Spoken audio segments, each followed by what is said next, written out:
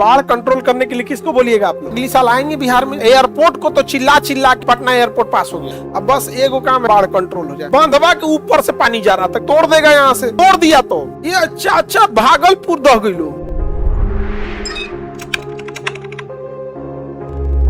इस चंपारण में यहाँ त्रिवेणी बांध है, यहाँ से नेपाल पानी छोड़ेगा गंडक में, अब पूरा का पूरा एरिया किसमें चला जाएगा? बाढ़ में चला जाएगा। अब एक समस्या समझो, एक गालिब ने एक बात बोला था, उम्र भर गालिब यही भूल करता रहा, भूल चेहरे पे थी और आईना साफ करता रहा। नहीं समझे?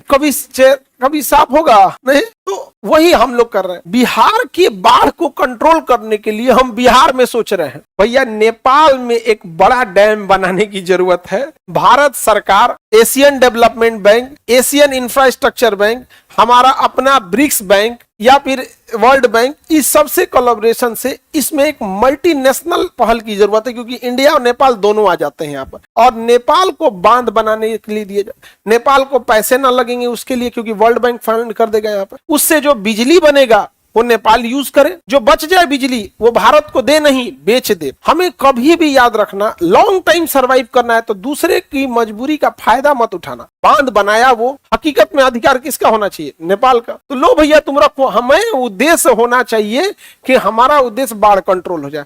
तो हम लोग बाढ़ कहाँ से कंट्रोल कर रहे हैं? बिहार से कंट्रोल कर रहे हैं। वाह, अरे भाई साहब वो पानी छोड़ दिया है। वाह, यहाँ पे आप ट्रिब्यूटरी बना सकते हैं। तो हर एरिया में, हर गांव की अपनी कैपेसिटी का एक स्टोरेज बना सकते हैं कि हाँ इस जिला में बाढ़ आएगा, देखो 1-1.5 फीट पानी लग जाए, किसी को कोई दिक्कत नहीं। बरसात में दिक्कत है, घर द्वार दह जाता है, बरसात के दिन है कोई काट लेगा यहाँ पे। तो एक बड़ा बांध कहाँ चाहिए? नेपाल में। और भारत के एरिया में जो कोसी बेल्ट है वहां कुछ रिजर्वायर एरिया बना दे, ताकि पानी को कुछ समय के लिए क्या कर सके? होल्ड कर सके। अब बताओ, नेपाल जब तक पानी नहीं छोड़ता है तब तक बाढ़ आता है। समस्या ये है कि जो बांध बने हैं 50 साल पुराने। अब आप समझो, आप अभी भी अगर टेलीफोन यूज कर रहे हो तो लोग तुम्हें समझदार कहेंगे या ओल्ड डेटेड कहेंगे। 50 साल पुराना बांध बनाए हैं।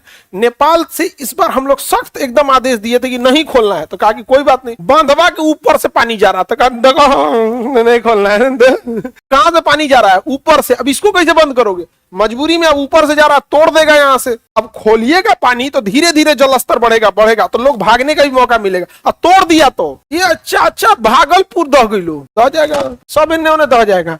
मजबूरी में तब भारत कहता है खोल दीजिए। समझ में आ रहा है कि नहीं आ रहा है? तो गालिब ने जो बात बोली थी गलत बोली थी। मतलब बिहार से बाढ़ कंट्रोल करेंगे, धन्य है। आगे बढ़े। तो बाढ़ कंट्रोल करने के लिए किसको बोलिएगा आप लोग? नेपाल से हमारा क्या अधिकार है? नेपाल को हमारे प्रधानमंत्री नरेंद्र मोदी अगली साल आएंगे बिहार में, इलेक्शन है। समझ में आ गया? तुम कम से कम यही बात मनवा लेना। समझ में आ गया कि नहीं? यही बात मनवा लेना। एयरपोर्ट को तो चिल्ला चिल्ला के पटना एयरपोर्ट पास हो गया। इतना आदमी चिल्ला दिया, आदमी जिसको देखो वो, जिसको जो भी बोल सकता था, जो बात पहुंचा सब बोला यहाँ पे।